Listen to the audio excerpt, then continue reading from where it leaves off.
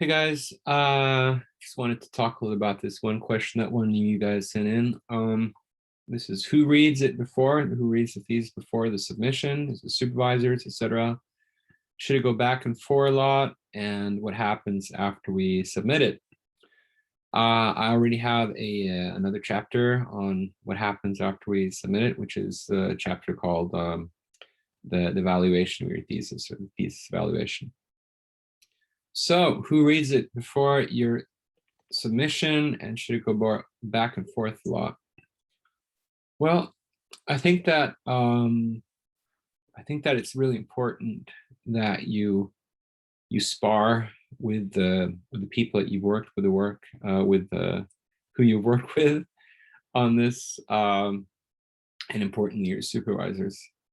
So your supervisors have likely seen quite a number of theses before, definitely their own, and so you should use them pretty actively, in the sense that to give you some guidelines on what this should look like.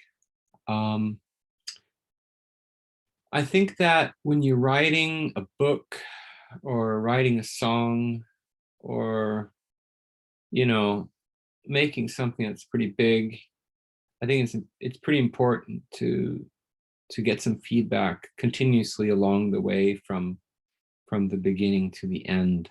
Not meaning that you have to get a lot of input all the time, but I think it's good to get some input at several times. So I think it's a good idea to, when you're making a draft of your thesis, you might even like to think about what are the chapters going to be about, what's the theme of your work, and what content should you be focusing on.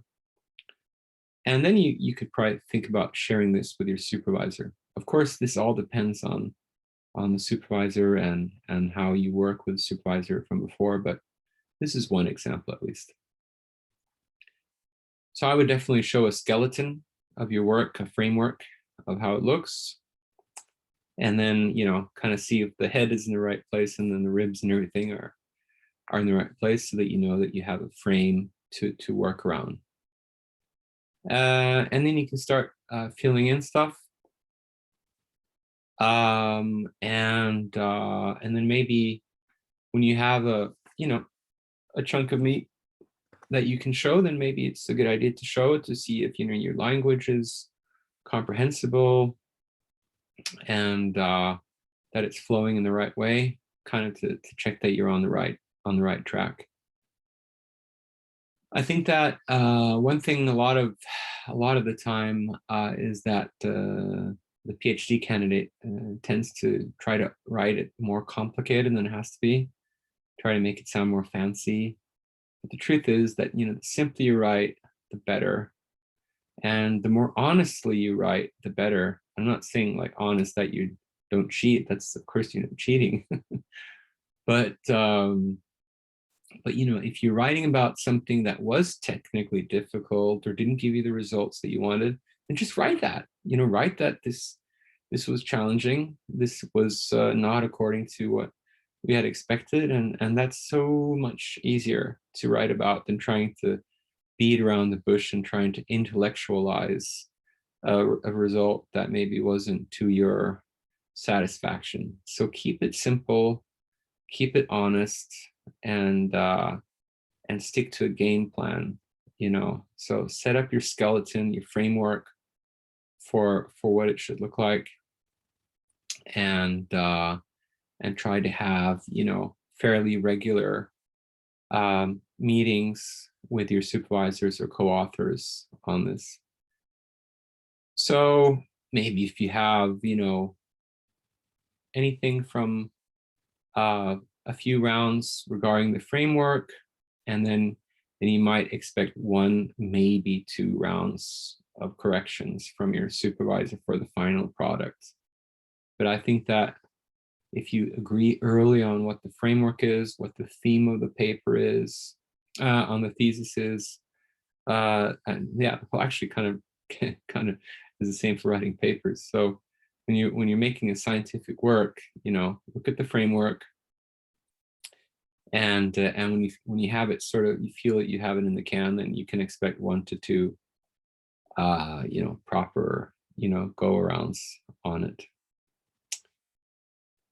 So one thing that I would recommend that you don't do is that you start writing your magnum opus and you used thousands of hours on writing your thesis with a big capital T, and you're not getting any feedback from anybody, and because you just kind of that train is just one way, and it's from the start page 1 to page zillion, and then you show it to your supervisor and you expect that it's all finished and it's just looking like something that hadn't been looked at before by anyone else, and that's it. I would really recommend that you don't expect that your first round is going to be just perfect.